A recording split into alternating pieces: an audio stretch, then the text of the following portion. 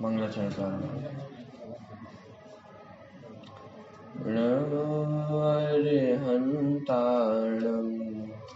नमो सिद्धाणं नमो आयर्याणं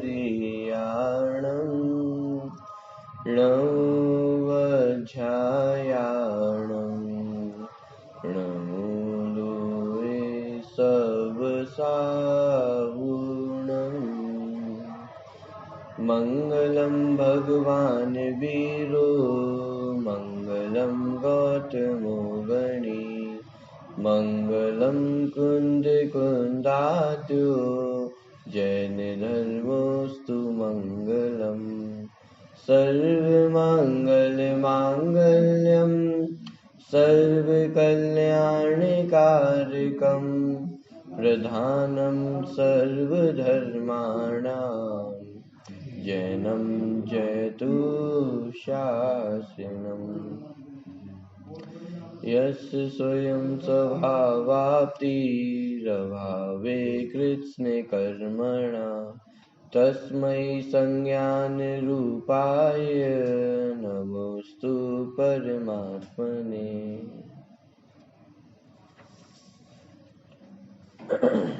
स्तोपदेश ग्रंथ के 44वें नंबर के श्लोक पे हमारी चर्चा चल रही है। ज्ञानियों की कैसी दशा होती, उसका वर्णन पिछले 8-10 श्लोकों से चलता आ रहा है। तो उनके जीवन में वो मोक्ष मार्ग में जो जीव आगे बढ़ते हैं, उनकी कैसी दशा होती है, कैसी अवस्था होती है। माने हमारे सामने के सैंपल के रूप में उन्होंने रखा है कि ये ज्ञानियों की दशा होती है। ऐसे जीव वो मोक्ष मार्ग में आगे बढ़ते हैं, तो उनका स्वरूप बताया है और हमें प्रेरणा दी कि इस अवस्था को, इस दशा को हमें भी प्राप्त करना है। 44वें नंबर का श्लोक है, यहाँ से पाठ करते हैं। प्रश्न क्रमांक 105।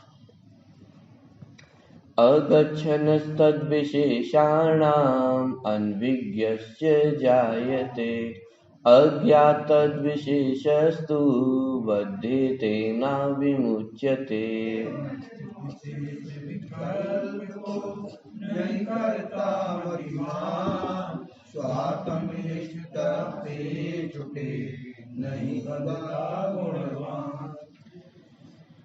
कल सामान्य अर्थ हमने इसका देखा था। अगच्छन्स्तद विशेषाणाम कि नहीं जाता हुआ। संस्कृत में जब भी गमनार्थक शब्द होते हैं तो उनका 2 अर्थ होता है। माने गमन के अर्थ में भी होता है और जानने के अर्थ में भी होता है। तो अगच्छन्स्तद विशेषाणाम कि नहीं जाता हुआ। कहाँ? कि तद विशेषाणाम कि उनके विशेषों में। तो नहीं जाता हुआ मतलब कि नहीं जानता हुआ। अगच्छन्स्तद विशेषाणाम कि उनके विशेषों को, अर्थात देहादिक के विशेषों को नहीं जानता हुआ उनसे अनभिज्ञ रहता है। और अनभिज्ञ रहने के कारण, अज्ञात रहने के कारण वह कर्मों से बंधता नहीं है, अपितु मुक्त होता है। इस प्रकार का सामान्य अर्थ कल हमने देखा था। टीका आज यहाँ से हम प्रारंभ करते हैं। प्रश्न क्रमांक 106। देखिए, स्वात्म तत्व में स्थिर हुआ योगी जब अन्यत्र नहीं जाता, प्रवृत्ति नहीं करता, तब वह स्वात्मा से भिन्न शरीर आदि के विशेषों से, अर्थात सौंदर्य असौंदर्य आदि धर्मों से अनभिज्ञ अर्थात अजान रहता है। कि जिसे आत्म स्वरूप की प्राप्ति हो गई हो, कि उसे पर द्रव्यों से क्या लेना देना है, कि उसका सुख का संबंध वो अपने आत्म स्वरूप से है। तो जहां उसका सुख का संबंध नहीं है तो उस वस्तु से उसका कुछ लेना देना भी नहीं है। इसलिए शरीर आदि के जो विशेष है, सुंदर है कि असुंदर है। 6 डाला में पंक्ति आती, अरि मित्र महल मसान कंचन कांच निंदन थुतिकरण अर्घावतारण असी प्रहारण में सदा। कि बाहर के जितने विशेष हैं उन सब में क्या करते हैं? समता को धारण करते हैं। ना किसी से राग है, ना किसी से द्वेष है। कि कोई शत्रु हो, कोई मित्र हो, कि अभी विशेष नहीं रहा उनका। माने शरीर तद विशेषस्तु, माने वो शरीर और शरीर से संबंधित जितने पदार्थ है अब उनके विशेष में नहीं उलझते हैं। विशेष में नहीं उलझते अर्थात कि मित्र है या शत्रु है, या वैसे विशेष में नहीं उलझते। जीव है, कोई पुद्गल द्रव्य है तो अच्छा है या बुरा है, पुद्गल द्रव्य है। अब ये विशेष नहीं है, वहां पे कोई जीवित वस्तु है तो वो जीव है, कोई पुद्गल है तो वो पुद्गल है, मात्र इतना है। या वो उसमें कुछ विशेष करे कि ये मेरा ये पराया, अब ये भेद वहां पर नहीं है। कि कोई शत्रु हो कोई मित्र हो, अरे मित्र महल मसान, महल है कि शमशान घाट है, या वहां पे भेद नहीं। कि कांच है कि सोना है, तो उसमें भेद नहीं है। बहुत से उदाहरण जिनवाणी में पढ़ने को मिलते हैं कि मुनिराज गमन कर रहे हैं और रास्ते में वो सोना पड़ा हुआ है, तो सोने को देखकर रुक जाएंगे। अच्छा चलो वो अपने पास तो नहीं रखेंगे, लेकिन जनता के काम तो आएंगे ना, तो उसको थोड़ा सा साइड में रखवा देंगे, किसी को बुलवा के बोल देंगे कि अरे भाई ये सोना है ले जाओ। क्या करेंगे?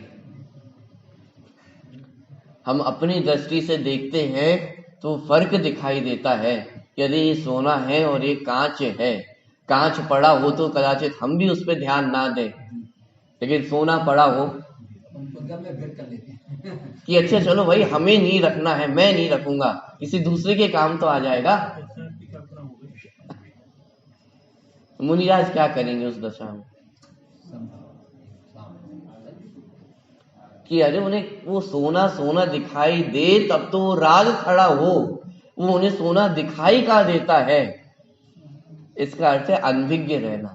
उन्हें वो सोना कहाँ दिखाई दे रहा है, उसे तो पुद्गल दिखाई दे रहा है। जैसे वो कांच में पुद्गल द्रव्य के परमाणु हैं, वैसे ही सोने में भी क्या विशेष है, वो भी तो पुद्गल परमाणुओं का ही पिंड है। बात ख्याल में आ रही? तो उन्हें वो सोना कांच दिखाई नहीं दे रहा, उसे वो पुद्गल द्रव्य दिखाई देते हैं, इसलिए वो राग द्वेष खड़े। जिसे आत्म तत्व की महिमा आई हो कि वो बाहर के विशेषों में उलझते नहीं। कौन निंदा करने वाला है, कौन स्तुति करने वाला है, कौन प्रहार करने वाला है, कौन माला पहनाने वाला है, ये सारे विशेष है। माने पर द्रव्य के पर भावों के ये सारे विशेष आप घटित करते जाए, लेकिन इन सभी विशेषों में वो उलझते नहीं है। अभी विशेष उनके लिए विशेष है नहीं ना। क्या विशेषता है इसमें कि जो कुछ भी हो रहा है ये सब पुद्गल का खेल है, ये सारा जड़ द्रव्य का परिणमन है। उसमें एक कॉमन क्या है कि ये सब पुद्गल, इसके अलावा उन्हें अन्य कुछ भी दिखाई नहीं देता है। इसका अर्थ है अनभिज्ञ रहते हैं। अनभिज्ञ का अर्थ ये नहीं कि सामने सोना पड़ा हो तो वो सोना दिखाई नहीं देता है, लेकिन उसमें वो जड़पना, उसमें वो पुद्गलपना, वो उन्हें दिखाई देता है। इसका अर्थ है कि वे अनभिज्ञ है। उससे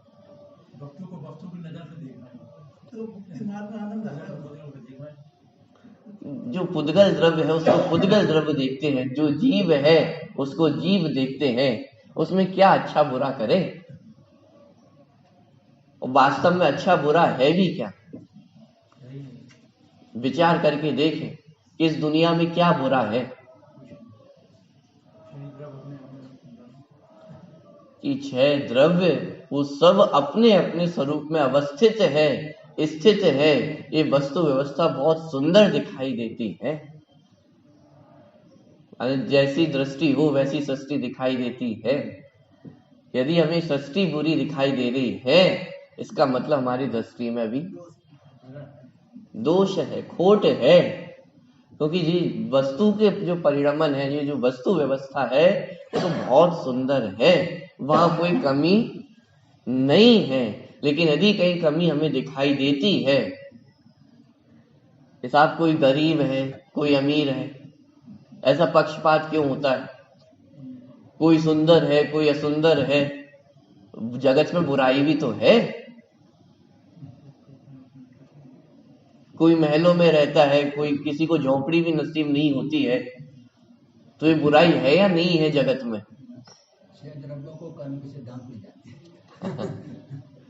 कि अरे भाई कितनी सुंदर व्यवस्था है, प्रत्येक जीव अपने अपने कर्मों को भोगता है, तो यहाँ पे असुंदरता कहाँ है? रावण का जीव आगे चल के तीर्थंकर बनने वाले हैं और वर्तमान में कहाँ है? असुंदरता है या नहीं? ये वस्तु व्यवस्था की खराबी है या नहीं है? पार्श्वनाथ स्वामी और उनके ऊपर उपसर्ग हो रहे हैं कि वस्तु व्यवस्था में कमी है या नहीं?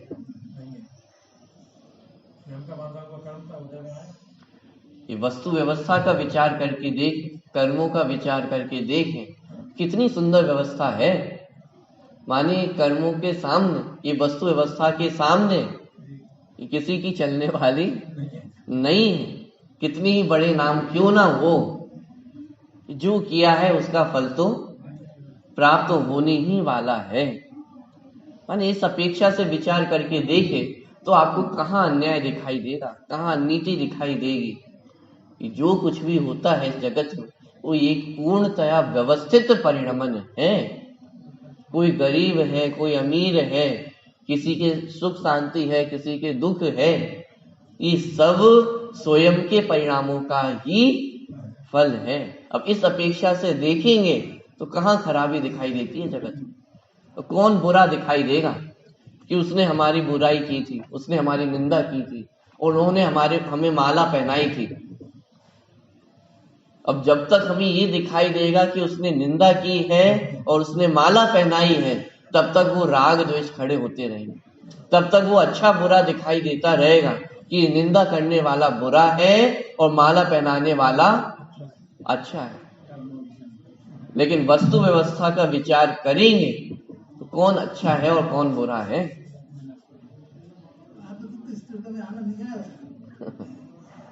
कि मुनिराज ने किसको क्या आशीर्वाद दिया? रानी चेलना ने उपसर्ग दूर किया, सैनिक ने उपसर्ग किया था, लेकिन दोनों को समान आशीर्वाद। कि कौन उपसर्ग करने वाला है, कौन उपसर्ग दूर करने वाला है? कि प्रत्येक जीव अपने अपने कर्मों को भोगने वाला है।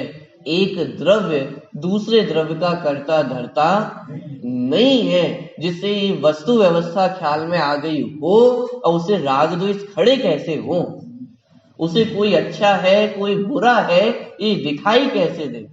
इसका अर्थ है कि वो विशेषों में नहीं उलझते।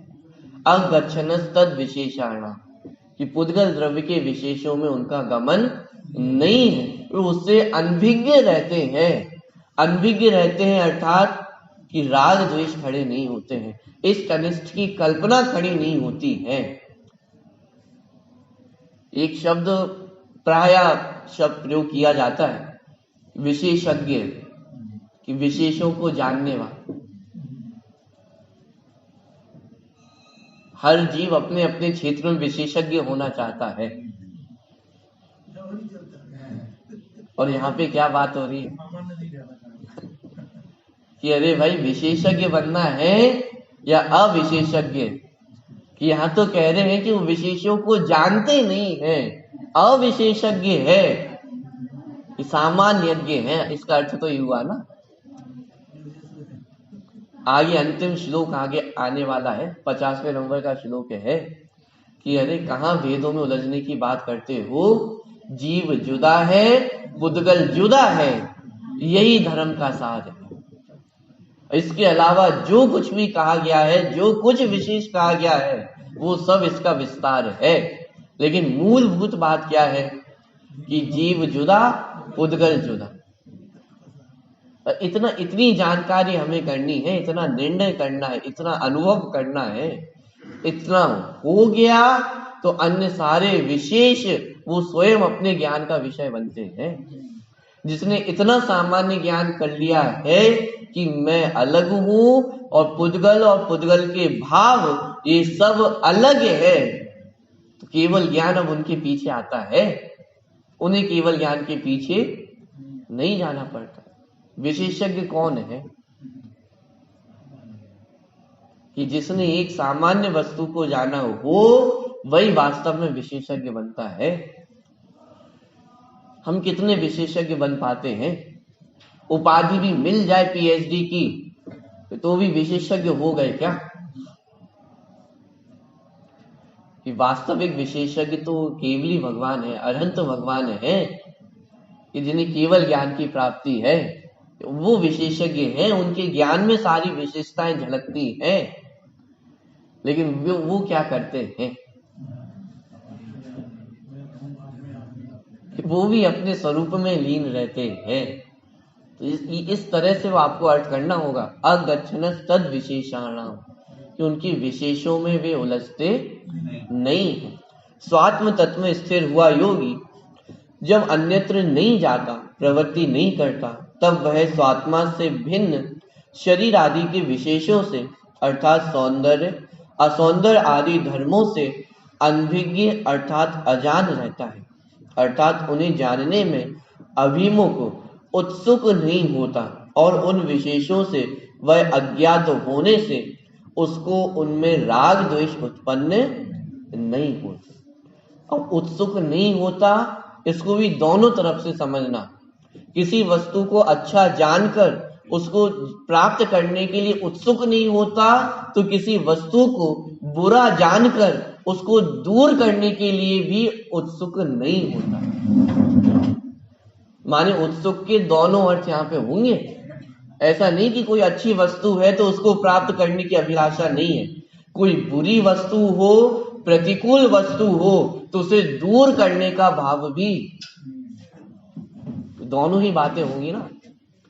यदि राग नहीं है तो किसी वस्तु के प्रति उन्हें द्वेष भी नहीं। बोलो, किसी ऐसे मार्केट से आपको जाना पड़े जहां मांसाहार हो, तो वहां हमारी कैसी अवस्था हो जाती है, कैसी दशा हो जाती है? आंख बंद कर लेते हैं, नाक बंद कर लेते हैं। इसका मतलब वो ज्ञान को हम रोकना चाहते हैं। इसका मतलब उस वस्तु के प्रति वो अभी समता भाव नहीं है, उस वस्तु के प्रति अभी हमें द्वेष है। मुनिराज को कभी ऐसे मार्ग से जाना पड़े तो क्या करते होंगे? आंख बंद कर लेंगे। तो फिर उनकी समिति का क्या होगा? नाक बंद कर लेंगे। चलिए, मति शुद्ध ज्ञान वालों को तो ये व्यवस्था है कि आंख बंद कर सकते हैं। केवली भगवान के पास सुविधा है क्या? उनके पास तो कोई सुविधा नहीं है कि आंख बंद कर ले, नाक बंद कर ले। उनके तो ज्ञान का विषय बनता ही बनता है। क्या करें कि किसी अच्छी वस्तु को देख के प्राप्त करने की भावना नहीं है, तो किसी बुरी वस्तु को देख करके उसको दूर करने की भावना। अभी जो अच्छा बुरा है ये तो हमारे दृष्टि में है, ये हमारे नजरिए में है। मुनिराजों से जाकर पूछो कि क्या अच्छा है क्या बुरा है। वो केवली भगवान से जाके पूछे कि क्या अच्छा है क्या बुरा है, किसको देखना और किसको नहीं देखना। कि अरे जगत में जो वस्तु है वो वस्तु है, ना अच्छी है ना बुरी है, तो किसको देख के मैं राग करूं और किसको देख करके मैं द्वेष करूं। इसलिए उनके जीवन में कोई अनुकूलता बने तो उनको प्राप्त करने की भावना नहीं है, और कोई प्रतिकूलता बने, उपसर्ग हो, तो उन्हें दूर करने की भावना।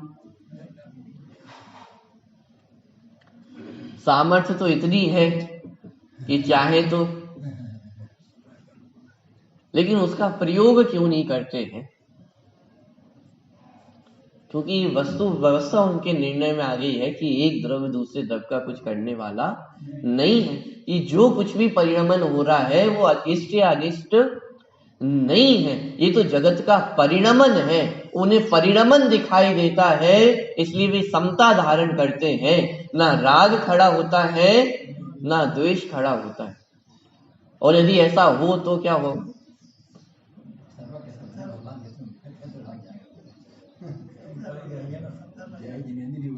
कि सर्वज्ञ हो और वीतरागता ना हो तो अनंत दुख का कारण बन।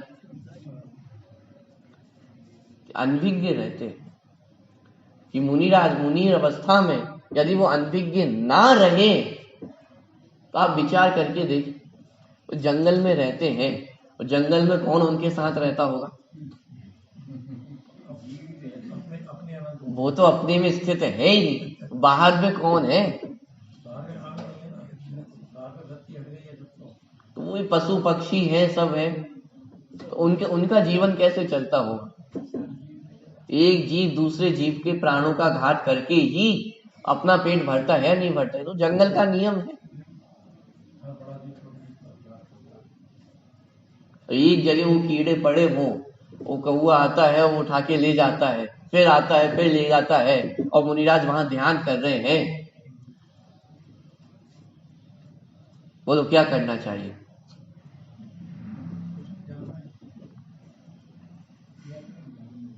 नहीं साहब, वो जीवों की रक्षा तो करनी चाहिए ना।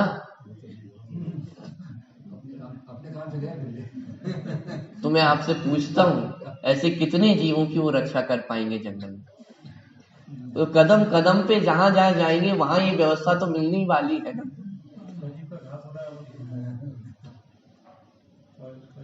माने बहुत गंभीरता से विचार करने वाली बात है। बहुत सरल शब्दों में यहाँ पे आचार्य ने श्लोक लिखा है, लेकिन विशेषों में नहीं जाते हैं, वो राग द्वेष नहीं करते हैं। उसका अर्थ यदि खोला जाए,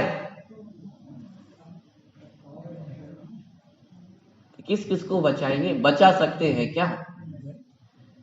एक द्रव्य दूसरे द्रव्य का कुछ भी नहीं कर सकता है। इस बात का कितना दृढ़ निर्णय वो चाहिए अंदर में। वो दृढ़ निर्णय है, इसलिए वो राग द्वेष खड़े नहीं होते, इसलिए वो अपने आत्म स्वरूप में एकाग्र चित्त हो पाते हैं। यदि वो वस्तु व्यवस्था का दृढ़ निर्णय ना हो तो आत्म स्वरूप में स्थिर हो सकते हैं। छह कारक अपने आप में है कंप्लीट। आचार्य ने 103 का 10वें साल में कहा, प्रत्येक वस्तु अपने स्वाधीन, कर्ता कर्म कर आदि। किसी को कुछ करने की आवश्यकता कहाँ है इस वस्तु व्यवस्था में? प्रत्येक परिणमन वो पूर्ण तो है स्वतंत्र अपने आप से ही चल रहा है। अब इसका निर्णय है, इसलिए ये अवस्था ज्ञानियों की बनती है। और यदि ऐसा निर्णय ना हो तो राग द्वेष तो हर सभी के जीवन में उत्पन्न हो ही रहे हैं, लेकिन उनके जीवन में उत्पन्न नहीं होते हैं। उसका कारण ये है कि वो वस्तु व्यवस्था का निर्णय है।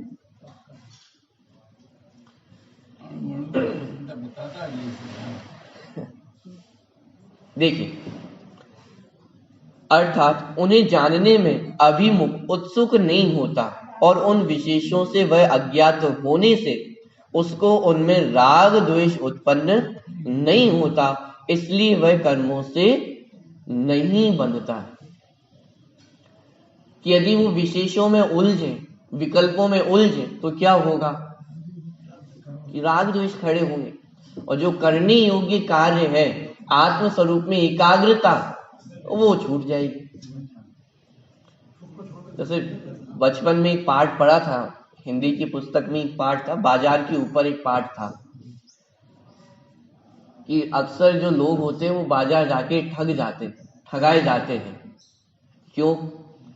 लेने तो गए थे एक चीज, लेकिन साथ में कितनी चीज आ जाती।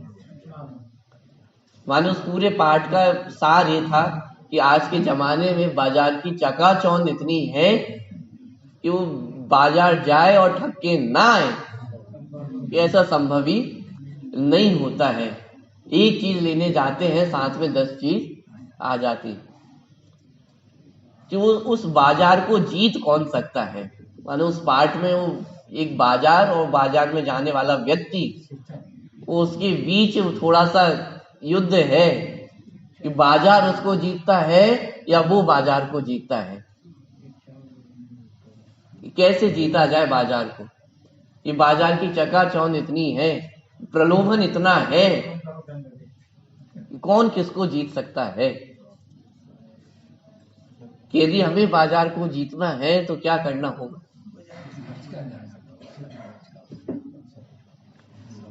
नहीं साहब, मैं तो आंखें बंद करके चलता चला जाऊंगा, जिस दुकान पर रुक रहे वहीं रुकूंगा सीधे जाके। संभव नहीं है। कि मैं तो कान बंद कर लूंगा, कोई कुछ भी कहता रहे मैं तो कुछ नहीं सुनूंगा, सीधा आगे बढ़ता चला जाऊंगा। संभव है कि जब तक अपनी इच्छाओं का निरोध नहीं होगा, जब तक अपनी इंद्रियों पे काबू नहीं होगा, अपनी इच्छाओं पे काबू नहीं होगा, तब तक आंख बंद कर लेने से, कान बंद करने से काम चलने वाला नहीं है। वो तो पग पग पर ठगाए जाने वाले ही हैं। ऐसे ही यहाँ पे जो बात चल रही है कि वे अनभिज्ञ रहते हैं। अनभिज्ञ रहते हैं इसका अर्थ ये नहीं कि आंख बंद कर लेते हैं, कान बंद कर लेते हैं। अरे जो वस्तु व्यवस्था हमें दिखाई देती है, वही वस्तु व्यवस्था उन ज्ञानियों को भी दिखाई दे रही है, उन केवली भगवान को भी दिखाई दे रही है। अंतर क्या है कि उन्होंने अपनी इंद्रियों पे विजय प्राप्त की है, इसलिए अब जो बाहर के विषय कषाय है वो उनकी जो चकाचौंध है वो उनमें फंसते नहीं। लेकिन हमारी जो इंद्रियां हैं उन पे हमारी अभी विजय प्राप्त नहीं। वो इंद्रिय के विषयों पे वो अभी काबू नहीं है, इसलिए वो विषय कषायों के प्रलोभन में हम उलझ जाते हैं, उनके विशेषों में हम उलझ जाते हैं। कौन किसको जीत सकता है? ये मात्र केवल जानते हैं बस। कि जानना मात्र, अनभिज्ञ रहना, कि एक दृढ़ संकल्प हो अपने अंदर कि नहीं, मुझे तो यही एक वस्तु चाहिए और ये वस्तु जिस दुकान पे मिलती है उस दुकान पे मैं जाऊंगा और ये लेकर आ जाऊंगा। इतना दृढ़ संकल्प अपने अंदर चाहिए, तब तो वो बाजार को जीत सकता है। ऐसे ही वो 5 इंद्रिय के विषय वो तो पग पग पर हमारे सामने रहने वाले हैं। किसान मुनिराजों ने तो सब कुछ छोड़ दिया है, अब वहां पे क्या 5 इंद्रिय के विषय है? कि अरे 5 इंद्रिय के विषय का मतलब सिर्फ यही थोड़ी ना है कि अनुकूल सामग्रियां, प्रतिकूल सामग्री वो भी तो पंच इंद्रिय का विषय ही है। यदि गर्मी के दिनों में शीतलता प्राप्त हो, ये स्पर्शन इंद्रिय का विषय है, तो गर्मी के दिनों में गर्मी प्राप्त हो, कोई हीटर आपके सामने रख दे, ये भी तो स्पर्शन इंद्रिय का ही विषय है। शीतलता पे तो विजय प्राप्त की है, वो हीटर पे, दोनों ही तो विषय है, उन दोनों में ही तो विजय प्राप्त करनी है। माने वो पंचेंद्रिय के विषय तो पग पग पर जहां हम होंगे वहां वो पंचेंद्रिय के विषय प्राप्त होने वाले हैं। तो आंख कान नाक बंद करने से काम चलने वाला नहीं है। जो करने योग्य कार्य है वो नहीं करेंगे तब तक ये पंचेंद्रिय के विषय वो हमें जीतते रहेंगे। बाल बोध में पाठ आता है, जैन कौन कहलाते हैं? कि जो जिनका भक्त है सो जैन। तो फिर प्रश्न खड़ा हो कि जिन कौन कहलाते हैं? कि जिन्होंने अपनी इंद्रियों को जीता हो वह जिन्हें है। माने जिनेंद्र भगवान जिन्होंने 5 इंद्रियों को जीता है, वो 5 इंद्रियों को जीता है मतलब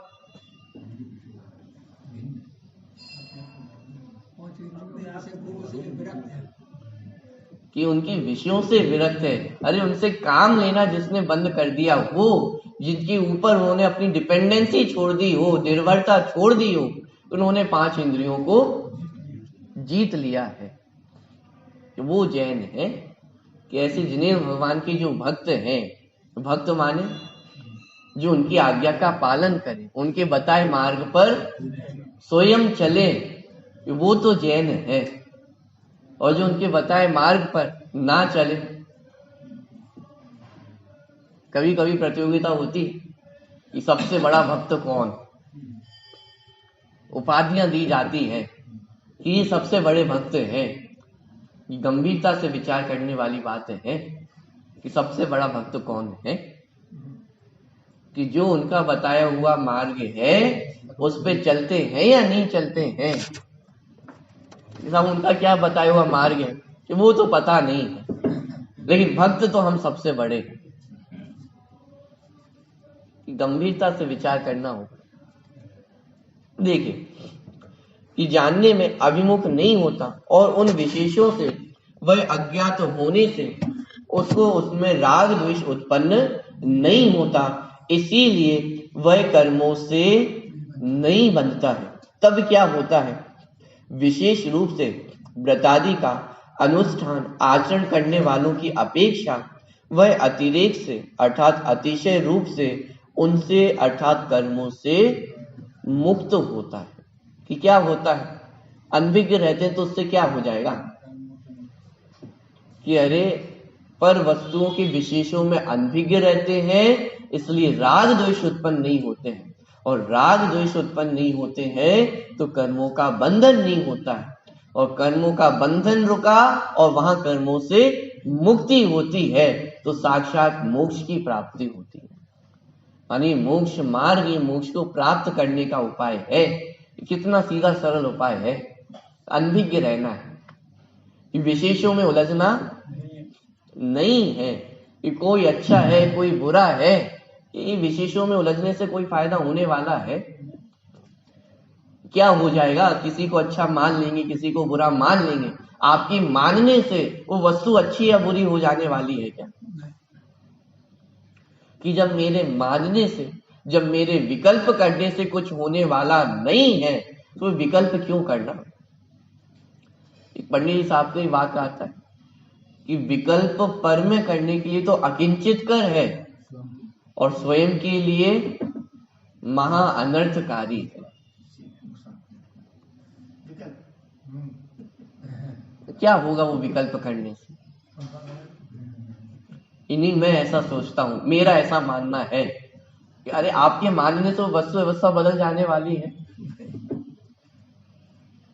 अक्सर ये सुना बोलते हुए सुना जाता है, नहीं मेरा तो ऐसा मानना है, मेरा तो ऐसा कहना है, मुझे एक विकल्प खड़ा हो रहा है, कहे बिना रहा नहीं जाता है,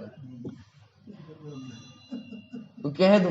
कहने से वो क्या जाने वाला है, लेकिन वो विकल्प पर में अकिंचित कर है, ये वस्तु व्यवस्था है। माने वो विकल्पों के माध्यम से पर में कुछ हो जाए, बाहर कुछ हो जाए, ये तो संभव नहीं है। तो विकल्पों से कुछ होता है या नहीं होता है? जरूर हो जाता है, एक कार्य जरूर होता है, वो स्वयं के लिए महा अनर्थकारी है। ये जो मनुष्य पर्याय हमें मिली है वो विकल्प करने के लिए, ये विकल्पों में उलझने के लिए, या कितनी सीधी सरल स्पष्ट शब्दों में वो आचार्य हमें प्रेरणा दे रहे हैं कि अरे विशेषों में उलझने की आवश्यकता नहीं है। वो पर द्रव्य है, पर द्रव्य के विशेषों में क्या उलझना। जिस वस्तु की हमें प्राप्ति नहीं करनी है, बाजार गए और जिस वस्तु की हमें प्राप्ति नहीं करनी है तो उसकी क्या क्या क्वालिटी है, उसको जानने से कोई फर्क पड़ने वाला है? आप बाजार गए, आपको एक पैंट शर्ट खरीदना है, तो आप इसमें उलझोगे कि वो साड़ी कैसी है, कितने रुपए की है। अरे जो आपको चाहिए नहीं है उसके विशेषों में उलझने से कोई फायदा है? आपको तो पैंट शर्ट चाहिए, पैंट शर्ट की विशेषों में उलझो तो भी एक बात को ठीक है, लेकिन जहां जिससे कोई संबंध नहीं है, नहीं साहब ये साड़ी बहुत अच्छी दिख रही है, ये क्या रेट है, तो विकल्प करने से कोई फायदा होने वाला है। ऐसे ही आचार्य बोल रहे हैं कि वो पर द्रव्य है, जिस पर द्रव्य की हमें प्राप्ति करनी नहीं है, प्राप्ति हो सकती नहीं है, उसमें कुछ हेर पार संभव नहीं है, तो ऐसे पर द्रव्य के विशेषों में उलझने से क्या फायदा है? कि आत्म स्वरूप की प्राप्ति करनी है तो आत्म स्वरूप के विशेषों में एक बार मन लगाया जाए तो भी ठीक है, लेकिन वहां भी विशेषों में अटकना नहीं है। लेकिन जिसकी प्राप्ति नहीं करनी है, प्राप्त हो नहीं सकता है, कि उसमें हम अपना उपयोग खर्च कर रहे हैं। अभी तो जिसकी प्राप्ति करनी है उसकी तो अभी खोज खबर ही नहीं है, अभी तो उसकी स्वीकारता ही नहीं है कि वो है भी या नहीं है। अभी तो जो कुछ बाहर दिखाई देता है बस वही लगता है कि यही सब कुछ है। यानी कितना सरल यहाँ पे मोक्ष मार्ग कर दिया है कि अनभिज्ञ रहना है, कि जिससे मतलब नहीं उससे अनभिज्ञ रहो। सड़क पे 10 लोग क्या बोलते हैं उससे आपको क्या मतलब है, किसके साथ क्या होता है उससे आपको कोई मतलब है? ये विदिशा की पूरी जिम्मेदारी आपके माथे पर है क्या? कि यानी जिससे कोई मतलब नहीं है तो वहां विकल्प करने से भी कोई फायदा होने वाला नहीं है। ऐसे ही ये शरीर और शरीर से संबंधित जितने पदार्थ हैं वे सभी पर द्रव्य हैं और पर द्रव्यों के विशेषों में उलझने से कोई लाभ होने वाला नहीं है। इसलिए करने योग्य कार्य तो यही है कि उनसे अनभिज्ञ रहो। जानने में आ जाए तो ठीक है, जानने में आ गए, नहीं जानने में आते ठीक है, नहीं जानने में आए। माने ना उनके प्रति राग करना ना उनके प्रति द्वेष करना। कि जब ऐसी अवस्था होती है तो आत्म स्वरूप में एकाग्रता बढ़ती है, और आत्म स्वरूप में एकाग्रता बढ़ती है तो वह जीव वो कर्मों से मुक्त होता है और मोक्ष की प्राप्ति कर सकता है। हम और आपको भी यदि वो सुख की प्राप्ति करना हो तो ये अनभिज्ञ रहने की कला वो अपने अंदर जागृत करनी हो।